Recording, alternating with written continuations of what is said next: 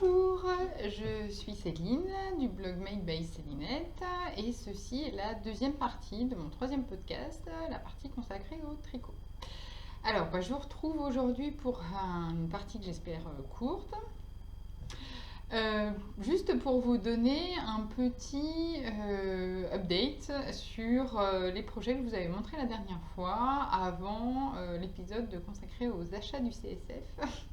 Puisque nous sommes aujourd'hui le mardi précédant l'ouverture du CSF, le mardi 12, 14, 15, pardon, le mardi 15, et donc voilà, donc je voulais faire un petit épisode avant le CSF, je ne sais pas s'il va être mis en ligne avant le CSF, mais en tout cas, je voulais vous faire un petit update. Donc, je vais vous montrer aujourd'hui 3 projets terminés, et puis je vais vous montrer aussi mon projet en cours. Alors, mon premier projet terminé, c'est le châle qui a été designé par mon copain Mathieu. Je vous en ai parlé la dernière fois. J'étais en train de le tester et je ne voulais pas vous le montrer parce que c'était un test, il n'était pas encore sorti. Et maintenant, ça y est, il est sorti ce matin sur Ravelry. Donc, je peux vous montrer le châle que j'ai testé. Donc, c'est le châle Raon. Ça s'écrit Craon. Voilà. J'ai créé le projet. Je vais y arriver. Je disais, j'ai créé le projet sur ma page Ravelry avec le lien vers le modèle. Donc, vous pouvez déjà le trouver. Pour l'instant, il n'y a pas encore de photos sur Ravelry parce que j'ai essayé de faire des photos toute seule tout à l'heure du modèle et l'échelle, c'est vraiment difficile toute seule. Donc, à photographier. Donc, les photos viendront dans un deuxième temps, mais pour l'instant, vous avez déjà le lien vers le patron sur Ravelry. Donc, il s'agit d'un châle assez long et peu profond, vous savez, ma forme préférée. Donc c'est un châle qui se tricote d'une pointe à l'autre. Donc on commence par ce côté ici, on augmente jusque là. Autre sens. Voilà. Ceci c'est la première partie du châle. Ça représente un tiers de la longueur du châle. Et ensuite on diminue. Longtemps, il diminue longtemps. Jusque là. Donc c'est les 2 autres tiers du châle. C'est un châle asymétrique qui donc n'est pas très profond. Vous savez que c'est la forme que je préfère, mais très très long. Alors pourquoi est-ce que c'est la forme que je préfère? Déjà parce que du coup on n'a jamais trop de mailles sur les aiguilles. Au maximum on a 130 mailles sur les aiguilles pour ce châle.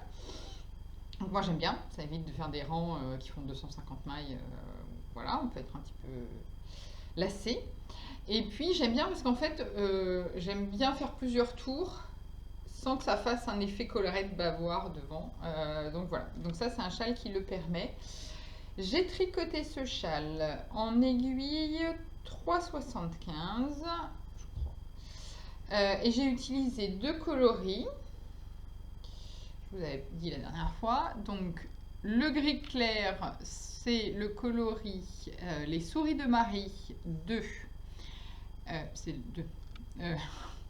Et c'est de ma copine Marie des laines de Bibounette. Je vous mettrai le mot là. Et le noir, c'est de la bien-aimée. J'ai le tag. Voilà. C'est la bien-aimée. Voilà, donc Merino Single, coloris Lapsang Souchong. Donc c'est un noir et donc c'est de la single. Et donc la caractéristique de ce châle, c'est, outre sa forme, donc son motif. Vous voyez bien ici. Donc on alterne des rayures en partie haute et en partie basse. Et en partie centrale, on a ce motif que moi j'adore, qui est en fait un motif composé, qui est fait avec des mailles enroulées. Donc, je ne vais pas tout vous dévoiler évidemment le modèle, mais ce sont des mailles enroulées qu'on laisse tomber au rang suivant et donc qui sont contrastées. Voilà. Et donc moi je trouve ça super beau. Je vais essayer de vous montrer plus près. Je vous fais trop aussi. Voilà. Moi, je le trouve super beau. Et alors, ce que j'avais remarqué dans le châle de Mathieu quand il est en train de le faire, c'est que là, c'est tout doux. En fait, ce motif central, les mailles enroulées, le fait qu'on les lâche, fait donc elles s'étirent. Et c'est tout doux, ici. Donc c'est un très grand châle. Voilà. Il doit faire au moins 2 mètres, je pense. Alors par contre, il y a un petit point d'attention que je voudrais vous dire, mais je sais que Mathieu a corrigé dans le patron, c'est que moi, alors vous allez peut-être le voir un petit peu là, on voit un petit peu, je suis tombée en rade de noir ici. Ce qui fait que la fin, là, toute la pointe que j'ai entre les mains, je l'ai fait dans un autre noir que j'avais en stock. On voit qu'il est beaucoup plus, enfin qu'il est un peu plus soutenu, ça ne va pas beaucoup à la caméra, mais en vrai on le voit bien. Il est plus soutenu que le reste du noir que j'ai utilisé pour le reste du châle. Quand je le noue, personne ne le voit, mais il faut bien des écheveaux de 400 mètres, parce que les écheveaux de la bien-aimée en Merino Single, je vous remonte le tag, c'est 366 mètres, on le voit bien là. C'est 366 mètres, j'avais pas fait attention quand j'ai choisi mes couleurs, mais d'ailleurs Mathieu au départ recommandait que 360 mètres, mais il faut bien 400 mètres. Voilà, des 2 couleurs. Parce que sinon, vous allez être trop juste pour finir. Vous voyez, moi, j'ai été obligée de changer de couleur pour la fin. Donc voilà, donc bien 400 mètres, 2 écheveaux de 400 mètres chacun, donc 800 mètres en tout. Et donc, si j'essaie de le nouer... Hop. Alors moi, j'aime bien... Voilà. Je suis un peu ma warrior quand je mets mes châles. Je regarde pas trop si le motif se place bien. Moi, ce qui compte, c'est que ça soit bien doudou. Voilà, et là c'est bien. Donc voilà, moi j'aime bien, vous voyez, on peut faire 2 tours faciles, je trouve que ça descend pas trop bas, voilà, moi j'aime bien, je pense que je vais le mettre au CSC, d'ailleurs peut-être tout à l'heure. Vous avez vu, c'est mon M-Lock Tee, pour ceux qui avaient regardé la version, la partie couture, je me recoiffe en même temps, la partie couture du précédent podcast, c'est mon deuxième M-Lock Tee. Donc ça, c'était mon premier projet terminé. Donc vous pouvez acheter au CSF, donc soit la copie papier, au CSF. Vous aurez aussi un code pour le télécharger sur Ravelry. Il est en vente sur le stand de La Féfile. J'ai pas noté le numéro, mais c'est le stand de La Féfile. Et sinon, vous pouvez l'acheter directement sur Ravelry. Et encore une fois, j'ai mis à jour ma page Ravelry pour mettre le lien vers le patron. Donc vous avez le lien. Ça, c'était le premier projet que j'avais en cours la dernière fois qu'on s'est parlé. Enfin, que je vous ai parlé. Mon deuxième projet, c'était le Mailing Sweater. Je vous remonte la photo du modèle. Voilà. Donc, qui est un pull raglan avec un joli motif de dentelle au milieu. Voilà. Et donc, qui est un pull que je faisais dans le cadre du défi Défaire et Faire, qui a été lancé par Vanessa du blog Les Vêtements de Kershawi. Et je vous rappelle que l'objectif, c'était de défaire un modèle, soit qu'on avait fini, soit qui était en cours, mais en tout cas dont on n'était pas satisfait, et de réutiliser la laine. Voilà. L'idée, c'était d'utiliser la laine pour faire ce qu'on voulait, un accessoire, quelque chose pour enfants, quelque chose pour soi, comme on voulait. Alors moi j'ai défait un pull Herbrean que je faisais en Dererum Natura, la base Gilliatt et le coloris confiture de rose. Et donc je l'ai défait et je me suis lancée dans le mailing que je vous ai montré. Si vous vous souvenez bien, la dernière fois j'en étais là je crois. Je ne sais plus si j'avais fait la séparation du corps et des manches, mais je ne sais pas si vous vous souvenez, mais je vous avais dit que je le trouvais grand. Je l'avais fait en taille M1 et en aiguille 4,5. Et donc, ça c'est confirmé, c'était trop grand. Je n'avais pas fait d'échantillon, c'est de ma faute. Donc oui, c'était trop grand. Et donc dans la foulée du podcast, j'ai redéfait mon pull, deuxième fois, pour faire une taille en dessous. Donc j'ai fait la taille S et je suis aussi descendue d'une demi-taille d'aiguille, donc j'ai fait en 4. J'ai vraiment réduit, hein, taille S plus demi-taille d'aiguille en dessous. Et voilà, il est fini. Je vais le mettre après pour vous montrer. Donc voilà, je vous montre le motif central, donc qui est une dentelle, qui est une dentelle très très facile à faire. Là j'ai pris l'option 1, mal. J'ai pris l'option 1 du motif, il y a deux options différentes. J'ai pris l'option 1 du motif j'ai donc tricoté en taille S et aiguille 4. Je vous l'essaye pour que vous voyez ce que ça donne. Vous allez voir, il n'est pas serré. Voilà. Malgré mon changement de taille et de taille d'aiguille, il n'est pas du tout serré. Alors, en plus, j'ai un pull rouge sur un t-shirt en dessous. En même temps, je porte pas mes pulls sans rien en dessous. Ça donne bien l'idée. Voilà, je me recule pour que vous voyez. Voilà. Moi j'aime beaucoup. C'est exactement comme ça que j'aime que mes pulls soient, c'est-à-dire pas serré, trop collant, mais pas non plus loose informe. Je vous montre sur le côté. Vous voyez, hein, j'ai de la place. Hein. Il n'est pas du tout serré, mais en même temps je trouve qu'il fait pas sac à patate. Voilà, donc je l'aime beaucoup, je suis très contente. Les manches sont à la bonne longueur. Voilà.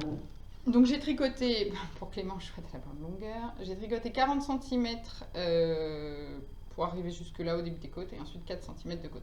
Alors les modifications que j'ai apportées par rapport au modèle, justement les côtes, puisque normalement, je vous remonte,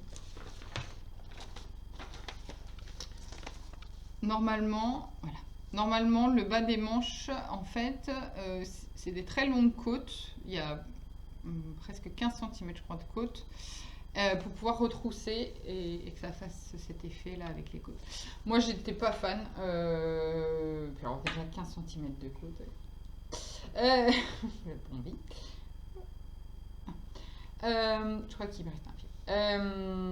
Et puis j'étais pas fan du côté retroussé comme ça, voilà. Donc, et Émilie d'une Parisienne en Helvétie m'a confirmé qu'au final elle aimait pas trop ce point là dans le sien. Donc voilà, donc moi j'ai juste fait 4 cm de côte au lieu des 15 cm préconisés dans le modèle. Je sais plus 14 ou 15, enfin bref. Voilà, et l'autre modification, alors ça j'ai refait la même chose que la dernière fois, ce que je vous avais dit, c'est que normalement le modèle préconise de relever, je sais plus combien, je vais vous dire ça tout de suite,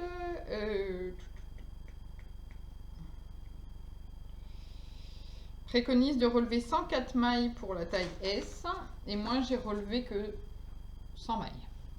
J'ai relevé un peu moins que préconisé par le modèle et je trouve que c'est bien, ça plaque bien. Vous voyez, on voit que ça baille pas. Hein, sur le profil. Voilà, ça baille pas, c'est bien plaqué. Donc voilà, donc je l'aime beaucoup, je suis trop contente. Je suis surtout super contente que cette laine qui est d'une très belle couleur, alors là comme d'habitude, voilà. Je suis surtout contente que cette très belle laine soit sortie du sac de la honte, pouvoir porter un pull fait dans cette couleur. Voilà, j'ai un week-end prévu en Bourgogne avec des copains cette semaine, enfin la fin de la semaine, je pense qu'il va partir avec moi. Voilà, c'est parfait pour un week-end entre potes où il va faire peut-être un peu froid. Voilà, donc j'en suis très très contente, mais vraiment je regrette pas d'avoir descendu d'une taille et descendu d'une demi-taille d'aiguille, hein, parce que sinon il aurait été vraiment trop grand. Alors au blocage, la laine n'a pas du tout bougé en taille, je veux dire, le pull s'est pas élargi ni allongé, c'est ce que m'avait dit Lise de Lise Taylor et effectivement c'est le cas. Par contre le point s'est un peu régularisé. Je vous rappelle que j'avais remis en écheveau et lavé ma laine après avoir défait le pull. Je n'avais pas retricoté tout le long de l'année. Voilà, ça c'était mon deuxième projet terminé, quand même un gros projet dont je suis vraiment vraiment contente, que j'ai tricoté très vite, très vite, pour moi, j'ai tricoté en 15 jours, donc pour un pull, moi je trouve ça pas mal, je suis contente en tout cas.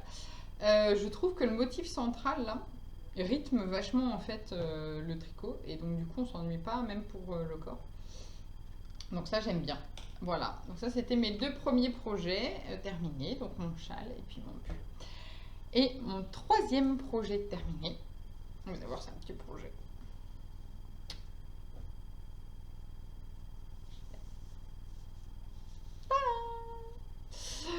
J'ai la deuxième, hein. Donc c'est une paire de moufles. Bon, la couleur, rien à voir, mais bon, c'est pas grave. Non, toujours pas. Bon, bref. Donc c'est une paire de moufles que j'ai fait, pardon, que j'avais en projet donc la dernière fois que j'ai fait le podcast. Je suis partie du modèle qui s'appelle Effray, E-E-T plus loin Fray, d'Alicia Plummer, que j'ai trouvé donc sur Ravelry, qui est un modèle payant en anglais. Alors, moi ce que j'aimais beaucoup, alors la couleur n'est pas du tout fidèle, mais vous voyez bien le point, c'est ce point texturé, voilà, qu'on retrouve sur tout le corps de la moufle. Par contre, les pousses sont en jersey, de même que le gousset en fait.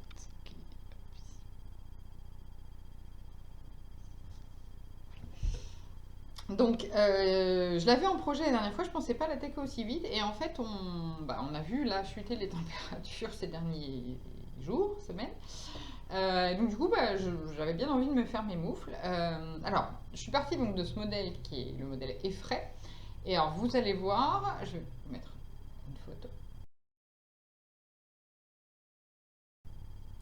Et donc la principale modification que j'ai fait, c'est que j'ai refermé la main et le pouce, puisque normalement ce sont des... Je vais y arriver. Normalement ce sont des mitaines, donc elles s'arrêtent au niveau de la main ici, et au niveau du pouce, pareil, ici. Donc on a les bouts des doigts à l'air. C'est le principe des mitaines. Sauf que moi, j'ai 3 doigts, donc j'avais envie de me faire des moufles. Donc qu'est-ce que j'ai fait pour faire mes moufles? Eh bien tout simplement, j'ai continué à tricoter 7 cm d'ici à là, voilà. Et ensuite j'ai diminué d'une maille en début de chaque début et fin de chaque demi-rang, tous les 2 rangs. Et ceci jusqu'à arriver à 10 cm, enfin 10 cm, n'importe quoi, pardon. 10 mailles en haut, voilà. Et alors quand j'ai eu mes 10 mailles de chaque côté, donc 20 mailles en tout sur mes aiguilles, j'ai arrêté. Alors j'ai arrêté de 2 manières différentes. Je vais vous montrer. Je vais aller mettre un peu de lumière, j'ai l'impression que c'est un peu mieux. Donc je disais, ouais, bah oui, c'est beaucoup mieux. Même pour la couleur. Alors là, j'ai fait un rabattage 3 aiguilles. Et donc là, c'est un rabattage grafting. Donc on voit quand même un peu la différence, moi je trouve. La partie grafting est vachement plus lisse en fait. Et là. Alors surtout, on sent la différence. Ah bah ouais, la couleur c'est vachement mieux. C'est cette couleur. Et surtout, on sent bien la différence parce que en fait, le rabattage 3 aiguilles fait que il y a une couture à l'intérieur et donc on sent la couture au bout des doigts. C'est pas gênant du tout, hein, mais par contre, sur le grafting, on sent pas ça. Voilà, c'est là. Je voulais essayer les deux techniques pour voir si ça faisait une différence. Elles sont bien de la même taille, même si voilà, sur la photo que j'ai postée sur Instagram, on a l'impression qu'elles sont de 2 tailles différentes. Mais non, elles sont bien de la même taille. Alors, je vous manque le point texturé maintenant qu'on voit bien en plus la couleur. Stop. Minute autosatisfaction. Voilà, donc on voit bien le point texturé qui est très sympa. Donc elles sont très faciles à faire. Je les retire parce que comme je perds un peu en dextérité. Alors je les ai faites dans de la laine Madeleine et Philibert. Donc, parfait. De la Big Sock coloris Alicante. Et il m'en reste ce qui était prévu. Il m'en reste tout ça. Voilà. Et donc il me reste tout ça. Et en fait, avec la fin, je vais me faire un bonnet. Excusez-moi, j'ai sorti mes patrons. Excusez-moi. Voilà, je vais me faire le bonnet. Alors, je cache. Voilà, donc je vais me faire le bonnet assorti, toujours avec ce point texturé. Voilà. Donc ça, je vais m'y mettre quand j'aurai repris le boulot, parce que je suis en vacances. C'est pour ça que je fais un podcast mardi. Parce que c'est typiquement un projet que je tricoterai dans le tram. Donc je vais attendre d'avoir repris le boulot la semaine prochaine pour m'y mettre, pour tricoter ça dans le tram. Et voilà, donc ça c'était mes projets terminés. Donc vous voyez là mes moufles. mon châle de Mathieu et mon mailing sweater. Ah, je prends parce que du coup, on voit bien la couleur. Voilà. Il est beaucoup plus de cette couleur-là, il est bordeaux. Je suis très bordeaux en ce moment. Voilà. Donc ouais, non, c'est vraiment beaucoup plus cette couleur-là. Donc, c'est bien. Donc ça, c'était les projets terminés. Ensuite, dans les projets en cours. Alors, je vous en avais parlé la dernière fois. J'ai commencé. Je fais le quillou. Voilà. De Solène Quickslower. Je le fais, donc c'est un modèle en français de gilet pour les enfants qui va de la taille 2 à la taille 2 ans, pardon, à la taille 12 ans. Et moi, je le fais en taille 2 ans dans exactement la même laine que celle présentée dans le modèle. Donc, c'est de la Gilliatt. Le coloris, c'est Plume de Pan. C'est un petit peu plus vert que ça n'apparaît à l'écran. Et du coup, j'ai commencé. Alors, vous allez rigoler, mais j'ai commencé avant-hier. Vous allez voir pourquoi je vous dis ça. Parce qu'il est bien avancé déjà. Mais c'est l'avantage de tricoter pour les petits. C'est qu'évidemment, ça va beaucoup plus vite que pour les adultes. Donc voilà. Donc c'est un gilet. C'était le dos. Ça, c'est le gilet. Donc le devant, avec un motif de torsade sur les deux devants. Voilà. Motif de torsade, excusez-moi pour le bruit des aiguilles. Motif de torsade qu'on retrouve dans le milieu du dos. Et puis on a deux autres grosses torsades aussi, ici et ici.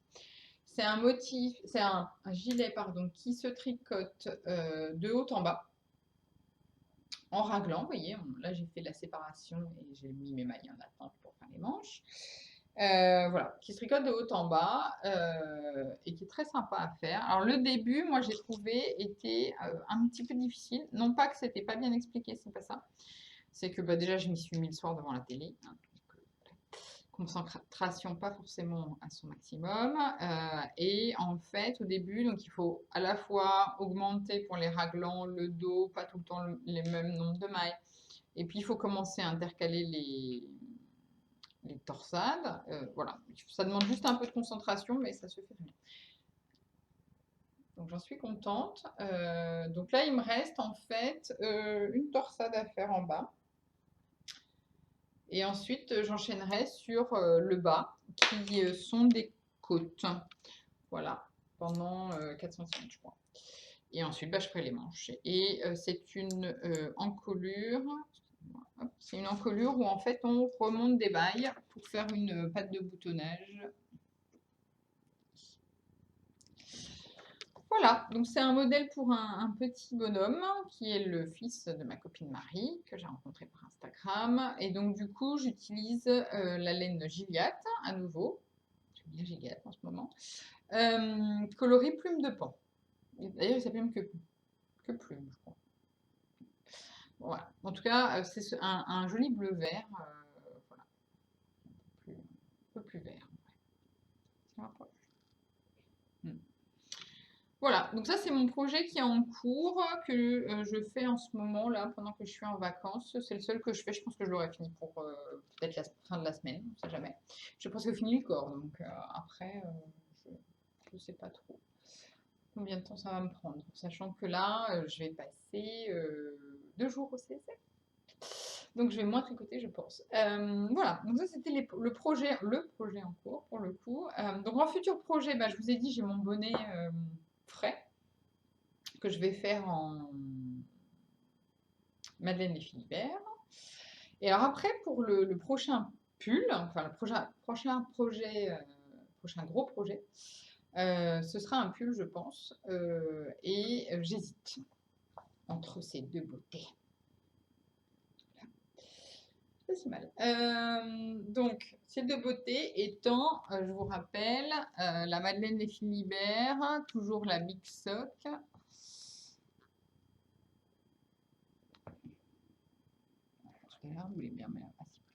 Le coloris Liverpool, donc qui est un rose qui pète. comme il faut. Voilà. Donc, je vous avais dit que je voulais me faire le gilet My Dear Watson, comme ça. J'hésite. Je suis plus trop sûre. Et sinon, j'ai. Alors là, je vous en montre qu'un, mais évidemment, j'ai trois écheveaux, hein. Et alors là, pareil, j'ai trois écheveaux. Là, c'est le coloris. Donc là, c'est de la bien-aimée. Voilà. De la BFL SOC. Coloris le littoral. Donc c'est un bleu avec des nuances de. Ouais, bah là c'est mieux. De caramel dedans. Voilà. Et c'est un bleu assez nuancé. Vous voyez, là il est plus violet et sur le côté ici, il est plus bleu-bleu. Voilà. Il est très très beau. Et en fait, Charlotte du blog Fille d'hiver l'avait utilisé pour se faire un Grace cardigan. Et moi, je pense que je vais faire un Princesse Fiona. Voilà. Mais j'hésite entre les deux, entre bleu et rose. Je ne sais pas quelle couleur, enfin quel projet faire en premier. Si vous avez un avis, dites-moi lequel, à votre avis, il faudrait que je fasse en premier. J'hésite pour le moment. Voilà. Bah écoutez, c'est très rapide, mais c'était tout pour aujourd'hui, donc je ne vais pas vous garder là plus longtemps. Et donc on se retrouve très vite, je pense. Je ne sais pas si le prochain podcast, je ferai aussi une partie tricot, je verrai. Là, j'avais des projets à vous montrer, donc j'étais ravie de faire ce petit point, mais je ne sais pas, on verra. Ce sera peut-être pas forcément systématique qu'il y ait une partie tricot dans mes podcasts, parce que moi, vraiment, vous savez, hein, c'est plus la couture ma spécialité. Bah, écoutez, à bientôt. J'espère que ça vous a plu quand même. N'hésitez pas si vous avez des questions. Et puis, pour tous les détails des projets, vous pouvez consulter ma page Ravelry où je suis aussi Made by Céline. À bientôt!